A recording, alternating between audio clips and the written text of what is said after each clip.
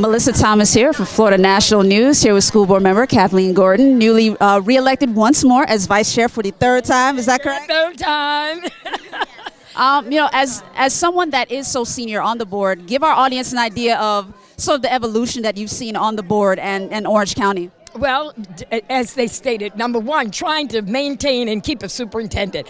I've been under, for the 19 years I've been on this board, I've been under 2 superintendents. But I also worked in Orange County as a teacher for 25 years. And I'm also working in Osceola County, and I think I'm on my 23rd year over there, okay? But I love it, and what I see in this board, there was a camaraderie with the other board because we really gelled and melded. We had a lot of men, and the men did well, and they catapulted us to another dimension. So when the women actually got together, the outgoing board, we had one man as a chairman, that was Bill Sublett. He did an extraordinary job.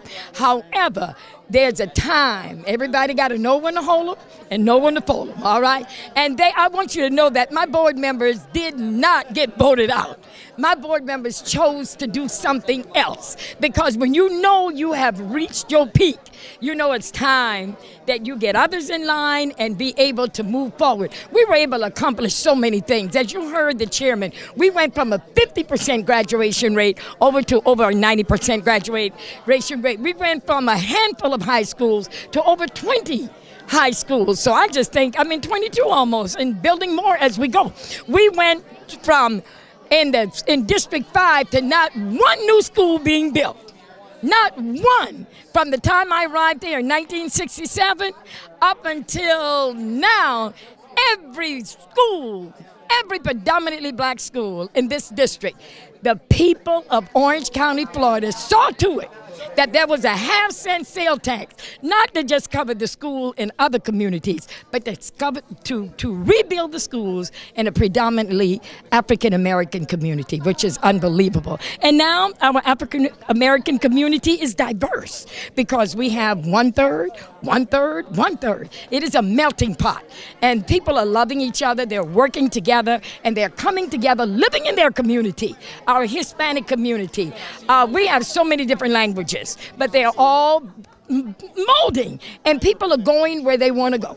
We're a district of choice, and I love that. So therefore, these parents, they have a choice of where they can take their children, and we're hoping that they want to raise them in their own community.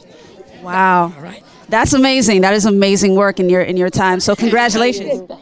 You forgot my community, the Muslim community. Don't forget right, them. Because the Muslim, well, you're a part. That's right. And they have really been a part of us. You know what? Not only that, the Haitian community, the Muslim community have really stood by us ever since I've been on this board. They have been very supportive for every endeavor that we have made, for the millage. You have been very supportive for even candidates. They have been very supportive to try to get those candidates that favored education. They have worked hand in hand.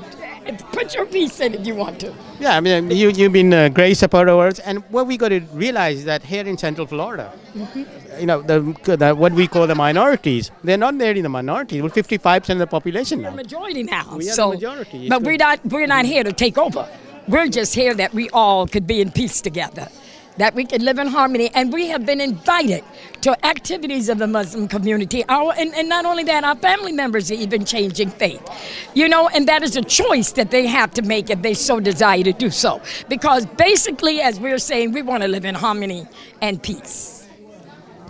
We all have the same goals, whatever community is, a better life for our children, a better life for their children, and a good quality life. We all belong to the same community, Central Florida community.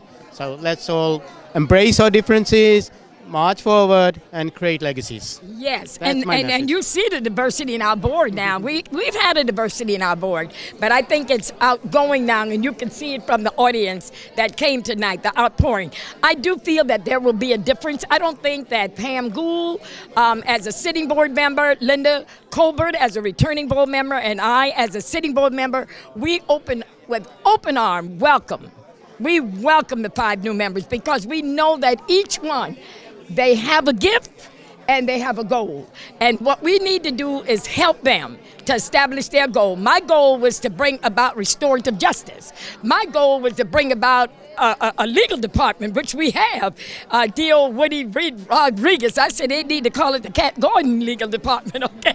But and then I saw where parents needed to be involved in the building of their schools. So every school in School Board District 5, in which I reside, has been built by parents and community members. And then the peak of it all is to be able to take the most struggling children that were being bussed out into 9 or 10 different schools throughout Orange County and putting them right behind the school building and building a school with the Boys and Girls Club, with Mr. Harris Rosen, with the Rosen Foundation, with Valencia Community College, the University of Central Florida, just saying, listen to us. With pediatrics, the Orange Blossom Pediatrics, and saying, let's get together.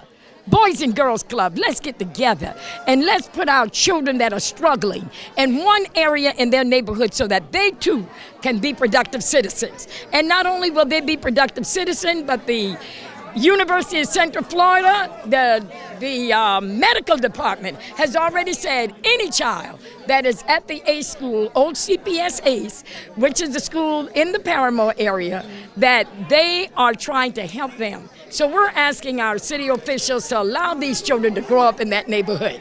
Don't gentrify them and put them out. Right. You know, let them, while we have a way to educate them, give them that opportunity to educate and build around them and support them and uphold them. So we're not in the housing business, but we're in the education business. But our children do need places to stay once we have built those schools so that they just won't move on and they don't have anywhere, to go. Thank you so much. We appreciate it.